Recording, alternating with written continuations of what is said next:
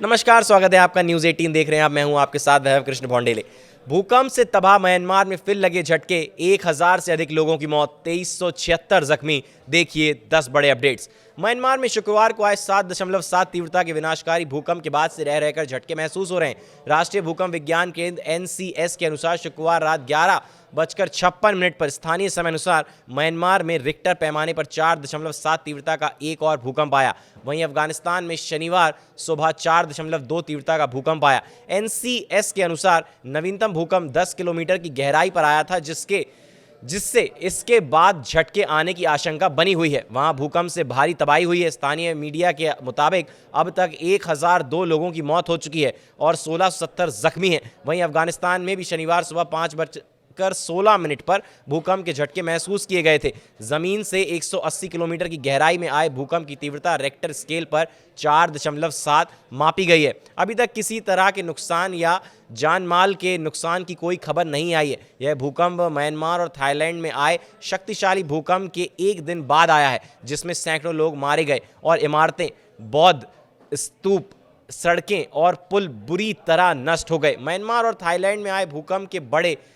Updates अब यहाँ देखिए। म्यांमार और पड़ोसी देश थाईलैंड में आए क्रमशः 7.7 और 7.2 तीव्रता के शक्तिशाली भूकंप में इमारतें, पुल और बड़ी मोनास्ट्री नष्ट हो गई हैं। म्यांमार में कम से कम 144 लोग मारे गए हैं, जहां 2 सबसे ज़्यादा प्रभावित शहरों से आई तस्वीरें और वीडियो में भारी नुकसान दिखाई दे रहा है। थाईलैंड की राजधानी बैंकॉक में कम से कम 10 लोगों की मौत हो गई है, जहां एक निर्माणाधीन ऊंची इमारत भूकंप के झटकों से ढह गई। भूकंप के कारण हुई मौतों और घायलों और नुकसान का अभी तक पूरी तरह से आकलन नहीं हो पाया है, खास तौर पर म्यांमार में, जो दुनिया के सबसे गरीब देशों में से एक है। यह देश गृह युद्ध में उलझा हुआ है और यहाँ सैन्य शासन होने के कारण सूचना पर कड़ा नियंत्रण है। म्यांमार की सैन्य सरकार के प्रमुख सीनियर जनरल मिन अंग ने टेलीविजन पर घोषणा करते हुए कहा, मृतकों और घायलों की संख्या बढ़ने की आशंका है। उन्होंने बताया कि उनके देश में कम से कम 144 लोग मारे गए हैं और 730 अन्य घायल हुए हैं। थाईलैंड की राजधानी बैंकॉक में अधिकारियों ने बताया कि एक ऊंची इमारत सहित 3 निर्माण स्थलों के ढहने से 10 लोग मारे गए, 16 घायल हुए और 101 लोग लापता हैं। शुक्रवार को दोपहर के समय 7.7 तीव्रता का भूकंप आया, जिसका केंद्र म्यांमार के दूसरे सबसे बड़े शहर मांडले के पास था।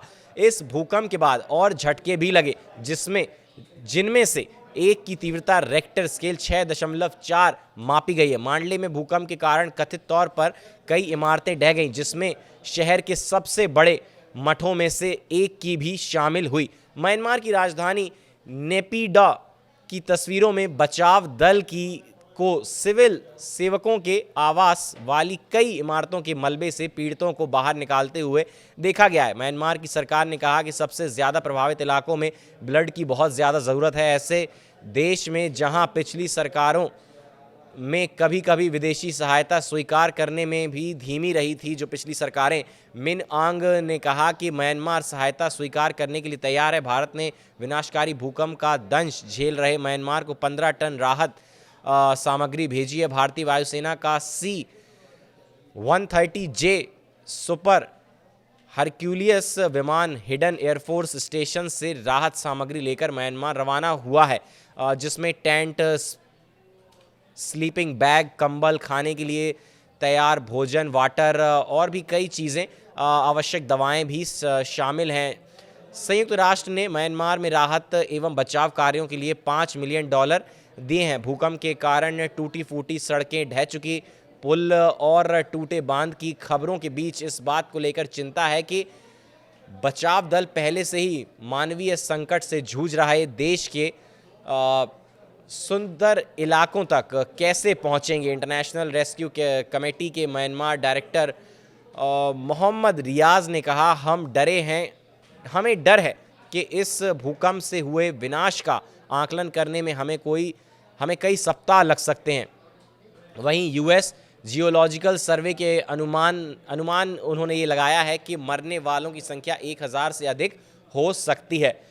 तो एक दफ़ा फिर से भूकंप के झटके महसूस किए हैं। आगे भी बड़ी अपडेट्स के लिए आप हमारे साथ न्यूज़ 18 के साथ जुड़े रहिएगा। धन्यवाद।